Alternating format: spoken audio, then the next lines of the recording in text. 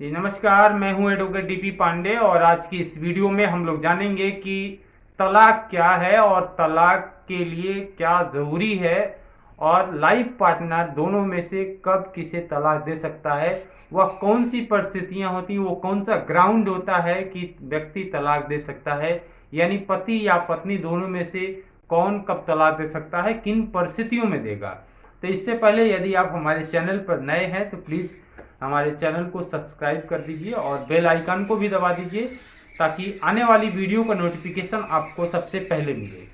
तो दोस्तों, तलाक लेने के लिए दो कंडीशन होती है। एक तो होता है म्यूचुअल, यानी आपसी सहमति से होता है, वो मैं बाद में बताऊंगा। पहले ये बता देता हूँ कि अगर एक पक्ष तैयार नहीं है लेकिन दूसरा पक्ष तैयार है तलाक देने के लिए, क्यों तैयार है, उसका क्या ग्राउंड होता है कि आप तलाक दे सकते हैं। पहला ग्राउंड होता है कि जारता, यानी पति या पत्नी में से कोई ऐसा है जो पति पत्नी के अलावा किसी दूसरे मेल या फीमेल के साथ शारीरिक संबंध बनाता है या बना रहा है, तो ऐसी स्थिति में वो जारता की परिधि में आएगा और जारता के आधार पर भी दोनों लाइफ पार्टनर में से कोई एक जाके अर्जी दाखिल कर सकता है तलाक के लिए।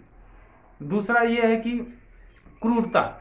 क्रूरता का चूंकि विषय बड़ा है, बहुत तरह की क्रूरता होती है, क्रुएल्टी, कि उसमें शारीरिक भी हो सकती है, मानसिक भी हो सकती है। अगर किसी भी तरह से लाइफ पार्टनर में से किसी एक को किसी दूसरे द्वारा टार्चर किया जा रहा है तो वो इस क्रूरता के आधार पर, क्रुएल्टी के आधार पर वो तलाक अर्जी दाखिल कर सकता है। वो 2 साल से एक दूसरे से अलग रहना, यानी पति पत्नी दाम्पत्य जीवन में एक दूसरे से अलग रह रहे हैं 2 साल से, जिसे हम लीगल भाषा में अभित्यजन भी कह सकते हैं कि अभित्यजन किया गया है एक दूसरे द्वारा। तो ऐसी स्थिति में भी न्यायालय में याचिका दाखिल की जा सकती है, जो हिंदू मैरिज एक्ट 1955 के अंतर्गत दाखिल किया जाता है। ये जो याचिका की मैंने बात की कि कैसे तलाक की याचिका दाखिल की जाएगी। चौथा कारण होता है कि कुष्ठ रोग। अगर दोनों में से किसी को कुष्ठ रोग है तो ऐसी भी स्थिति में तलाक दाखिल किया जा सकता है।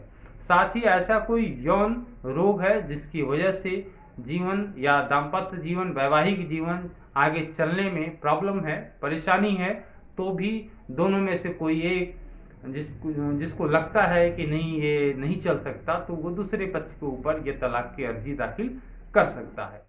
पांचवा है कि सन्यासी। अगर दोनों में से कोई एक सन्यासी हो जाता है, सन्यासी छोड़ दिया, किसी मठ को चला गया, जैसे भी वो सांसारिक जीवन से बिल्कुल मुक्त होना चाहता है, मुक्त होकर रहने लगा, तो ऐसी स्थिति में भी वो जो दूसरा पक्ष है वो उस पक्षकार के ऊपर एक याचिका ला सकता है कि वो उससे डाइवोर्स चाहता है, अलग रहना चाहता है।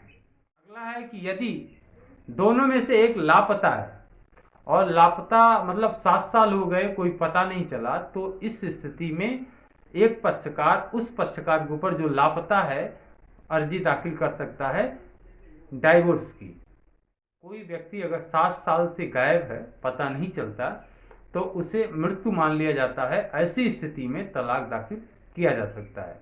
दूसरा, मैंने जैसा बताया कि म्यूचुअल अंडरस्टैंडिंग से म्यूचुअल एक रीट डाली जाती है कि दोनों पक्ष अगर सहमत हैं तो दोनों पक्षों की सहमति के आधार पर भी या डाइवोर्स की डिग्री ली जा सकती है। लेकिन इसमें दोनों की सहमति जरूरी है। ये थोड़ी जल्दी प्रक्रिया है, जल्दी हो जाता है किसमें, क्योंकि इसमें दूसरे पक्ष को कोई आपत्ति नहीं होती, दोनों एक साथ मिल के दाखिल करते हैं। लेकिन इसमें भी न्यायालय उनको एक समय दिया जाता है, क्योंकि कानून जोड़ने के लिए बना है, न कि तोड़ने के लिए बना है। तो द हिंदू मैरिज एक्ट 1955 में यह है कि एक पीरियड दिया जाता है कि उस पीरियड के बाद, यानी 6 महीने का वो पीरियड है, उसमें उनका रेमेडिएशन कराया जाता है कि शायद उनके रिश्ते बन जाए, उन लोगों के बीच जो संबंध बिगड़े हैं वो शायद ठीक हो जाए।